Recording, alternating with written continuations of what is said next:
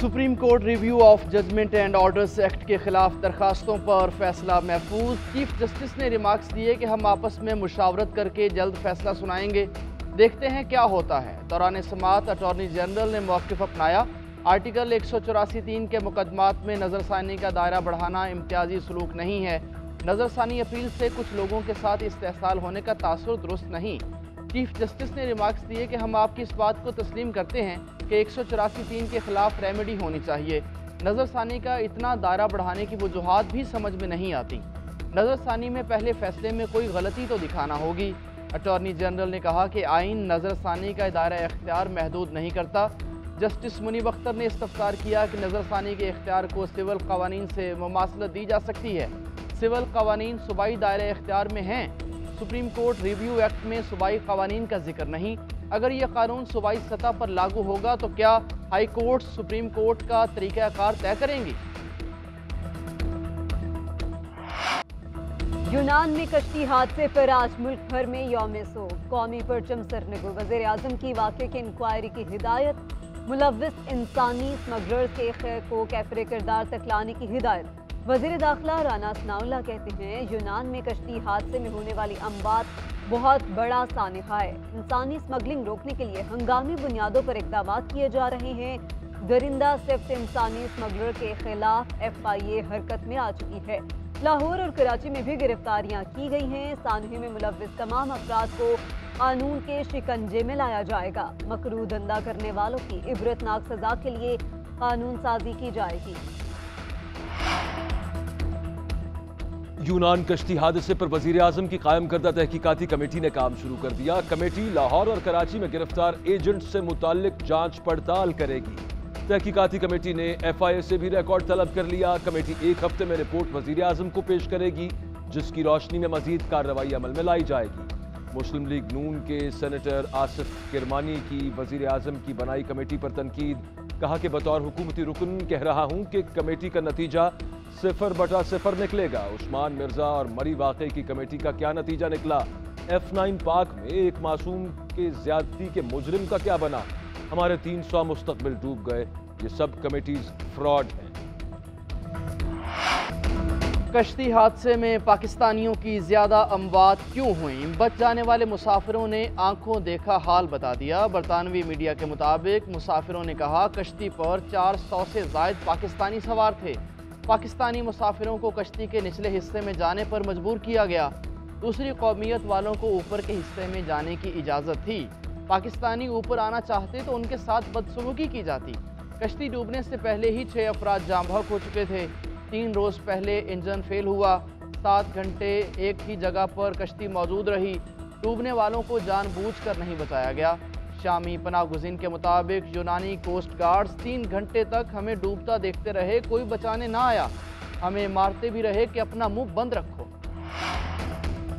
गैर कानूनी तौर पर लोगों को बैरून मुल्क भिजवाने वाले इंसानी स्मगलर्स के खिलाफ क्रैकडाउन जारी। 13 मुलजिम गिरफ्तार। FIA ने anti human trafficking circle Gujarat की कार्रवाई। गैंग का सरगना वक्कास अहमद गिरफ्तार। एजेंट ने लोगों को यूनान भेजा था। वजीराबाद से एजेंट बशीर भी गिरफ्तार। शेखुपुरा से मुलजिम तलहा शाहजेब गिरफ्त में। आज़ाद कश्मीर में भी छापे और गिरफ्तारियां। 10 इंसानी स्मगलर्स को गिरफ्तार किया गया। FIA हुकाम की मुतासरीन से मदद की अपील। कहते हैं कश्ती हादसे का शिकार अफराद के अहल-खाना मुतासरीन है। डरने के बजाय एजेंट का नाम बताएं। मुतासरीन गवाह भी हैं, उनको तहफ़्फ़ुज़ देंगे।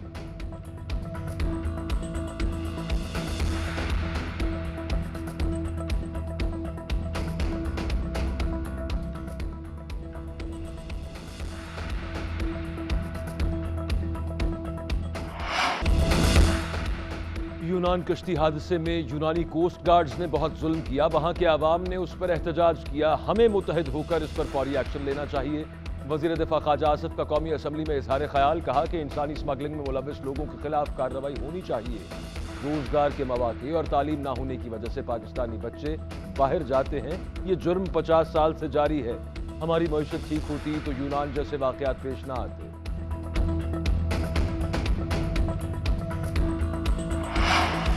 बिलावल भुट्टो की वार्निंग काम कर गई। वज़ीर आज़म ने सैलाब मुतासरीन के लिए 25 अरब रुपए की मंजूरी दे दी। रकम सिंध में सैलाब मुतासरीन की बहाली के लिए इस्तेमाल की जाएगी। वज़ीर आज़म शहबाज शरीफ की ज़ेर सदारत आज इजलास भी होगा। बजट पर पीपल्स पार्टी के तहफ़्फ़ुज़ात ज़ेर बहस आएंगे।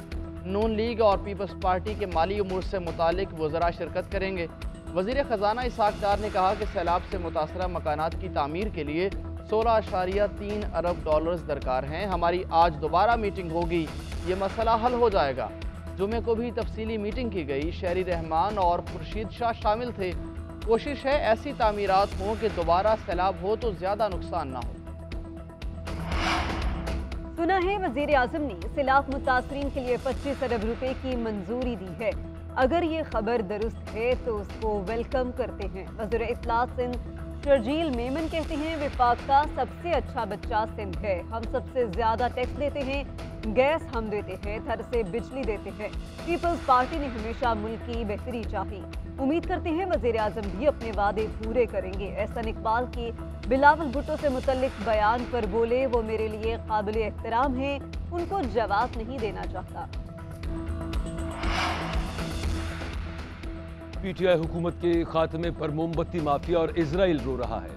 पहले कहा था कि पीटीआई का बैरूनी एजेंडा है, हमने ये एजेंडा पाश कर दिया। टांक में तकरीब से खिताब करते हुए मौलाना फजलुर रहमान ने कहा कि हमने बिला वजह चेयरमैन पीटीआई के खिलाफ बातें नहीं की। पीटीआई हुकूमत का तख्ता उलटकर फितने की सरकोबी कर दी गई। अगले इलेक्शन और उसके बाद भी पाकिस्तान की इस्लामी शनाख्त को मुतारिफ कराया जाएगा। आने वाले वक्त में कोई चेयरमैन पीटीआई के इक़्तिदार में आने का ख्वाब भी नहीं देखेगा।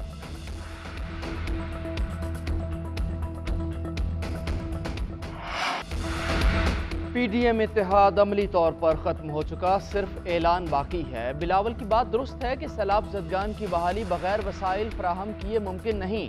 बजट दस्तावेजात में रकम मुख्तस नहीं थी तो खामोश क्यों रहे।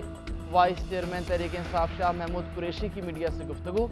असद उमर की भी कड़ी तनकीद। कहा, सुना है नून लीग में इख्तलाफात हो रहे हैं, हमारी इंतखाबात की मुकम्मल तैयारी है। तहरीक इंसाफ का टिकट मिला तो इलेक्शन ज़रूर लड़ेंगे।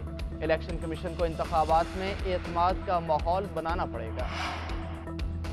परवेज खटक ने अपनी सियासी जमात बनाने का फैसला कर दिया। सीनियर वकील शेर अफजल मरवत का दावा। इस्लामाबाद हाई कोर्ट में मीडिया से गुफ्तगू करते हुए कहा कि पार्टी के ज्यादातर अरकान पीटीआई के साबिक ओहदेदार और अरकान असम्बली होंगे। पार्टी को मुख्तदर हलकों की हिमायत हासिल है। पीटीआई वाले परवेज खटक से ताउन करने को तैयार हैं। एक बड़ा सीनियर नाम जल्द सरप्राइज देने वाला है। मालाकंड में पीटीआई के बेशतर रहनुमा समझौता कर चुके हैं।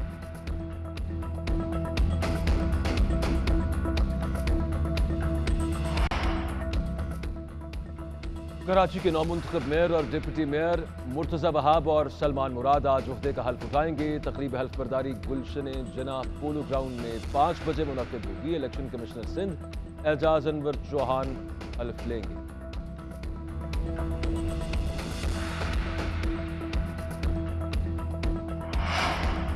जमात इस्लामी का कराची मेयर के इलेक्शन पर JIT बनाने का मुतालबा। पीपल्स पार्टी पर धांधली का इल्ज़ाम। अमीर जमात इस्लामी कराची हाफिज नईमुर रहमान कहते हैं कि पीपल्स पार्टी ने मेयर के इलेक्शन पर कब्जा किया, अपना मेयर मुसल्लत कराया। मेयर का इलेक्शन जालसाजी से हुआ। बल्दियाती इंतखाबात में धांधली की गई। फॉर्म 11 के मुताबिक हमारी 100 से ज़ायद नशिस्तें थीं। आज तक चीफ इलेक्शन कमिश्नर ने नोटिस नहीं लिया। शवाहिद देने के बावजूद इलेक्शन कमीशन ने सिंध हुकूमत का लिखा फैसला सुनाया। इस इंतखाब ने इलेक्शन कमीशन और पीपल्स पार्टी की कलई खोल दी। खैबर पख्तूनख्वा के कई इलाकों में तूफानी बारिशें। पेशावर में दीवारें और छतें गिरने से एक बच्चे समेत 2 अफराद जान बहक, मुतादिद जख्मी। बनू में भी जलथल हादसात में 3 अफराद की जान चली गई, 16 से ज्यादा अफराद जख्मी हो गए।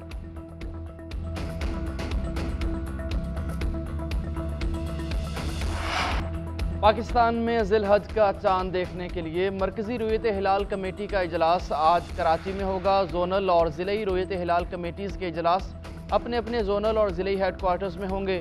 सऊदी अरब में ज़ुल्हज का चांद नज़र आ गया। मनासिक हज का रुकन आज़म वकूफ़ अरफा 27 जून को होगा। सऊदी अरब में ईद उल अज़हा 28 जून बरोज़ बुध को होगी।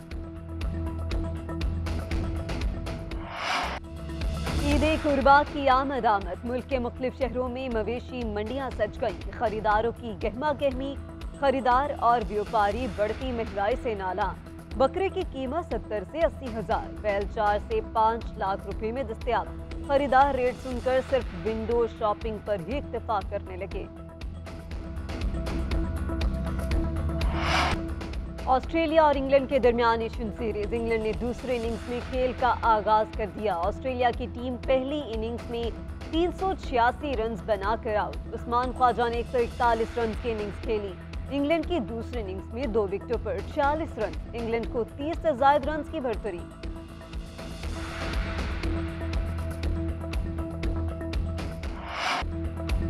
स्पेन क्रोएशिया को आसाब शिकन मुकाबले में शिकस्त देकर यूएफा नेशंस लीग चैंपियन बन गया। फाइनल मैच मुकर्ररा वक्त तक बगैर किसी गोल के बराबर रहा। पेनल्टी किक्स पर स्पेन ने 4 के मुकाबले 5 गोल दागकर 11 साल के तवील इंतजार के बाद टाइटल अपने नाम किया। स्पेन यूएफा नेशंस लीग जीतने वाला तीसरा मुल्क है।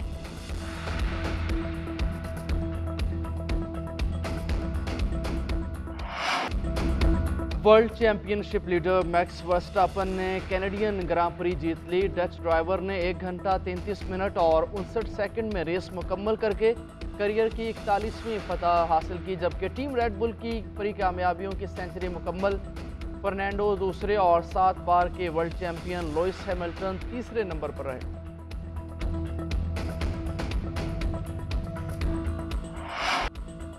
और सुपर हीरोज का बॉक्स ऑफिस पर रात। Super hero film the flash ने वीकेंड पर $55 मिलियन से ज्यादा कमा लिए। फिल्म बॉक्स ऑफिस पर पहले नंबर पर आ गई।